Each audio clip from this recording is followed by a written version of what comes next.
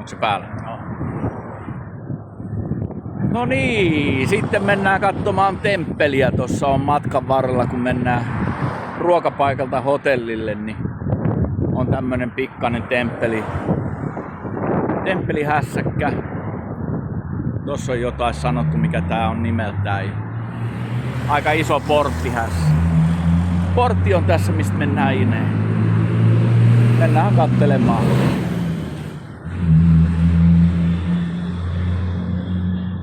Katsotaan mitä täältä löytyy.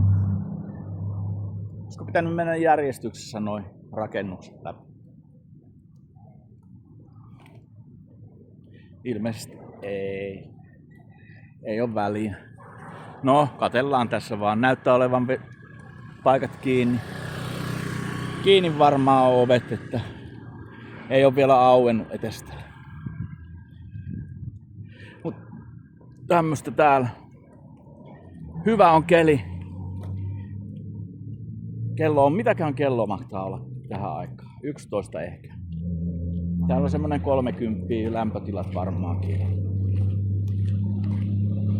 Tuossa on autojen parkkipaikka, ei mitään kummallista. Ei ole mikään erikoinen paikka nyt tää. Jani katsoo mitä tuossa taulussa lukee. Luultavasti. Mitä siinä luki? Asioita. Mikä? Asioita. Asioita. Mä en ois ajatellut. Joo. Hyvä. Hindi sanoo sulle tervetuloa. Okei. Tää on ihan kiva paikka. Mä uskon, että tää on Ei tää on valmis mallikylä. varmaan. Tää ei ole varmaan valmis vielä. Mä en usko, että tää on oikein. Mä uskon, että tää on feikki. Niin. Elikkä tää on vaan tämmönen niinku rakennelma. Mikä ei oo oikein. Tää on feikki.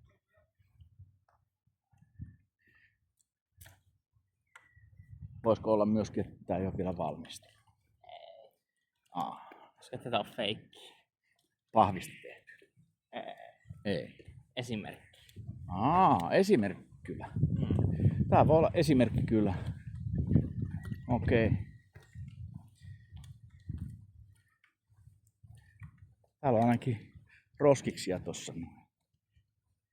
Samanlaisia paskalaatikoita on Suomessakin. No, se oli siinä. Okei. Siinä on pytinki. Tossa oli tommonen vielä yksi rakennus On tuolla. ihan hieno. Tää on ihan hieno. Tää on Lähdetään feikki. pois. Tää on feikki. Tää ei ole vielä valmista, että tää on feikki kyllä. Kyllä mä uskon, että tää on feikki. Sitten tää on. Sä et usko, että tää on feikki. Musta tuntuu, että tää on vielä keskeeräinen. Ihan sama. No, sen näkee. Sen näkee taas ensi syksynä, kun tullaan tänne, että onko tänne tullut mitään uutta. Tuleeko se takas tänne? Eikä me tänne tullut. Tää on ihan kiva paikka. Ei olla ihan keskustassa ja täällä näkyy sentään aurinko ja tälleen näin, että niin ei ole saasteita. Saasteita ainakaan Huahinissa, niin se on siinä mielessä aika kiva paikka tää. Oleskella ja viettää aikaa. Hyvää aikaa siis.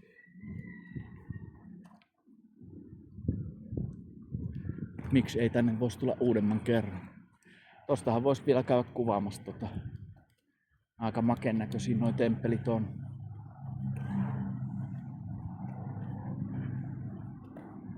Mut ei täällä mitään hirvetä ryysistä ole. Tai sitten tää on varmaan kiinni vielä tää paikka.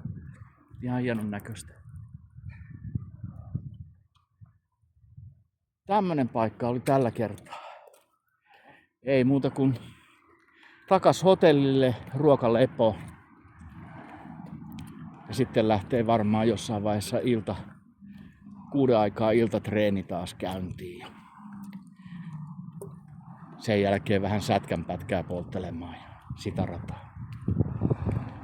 Näin se homma etenee. Elikkä kaikki on hyvin. Siihen loppuun.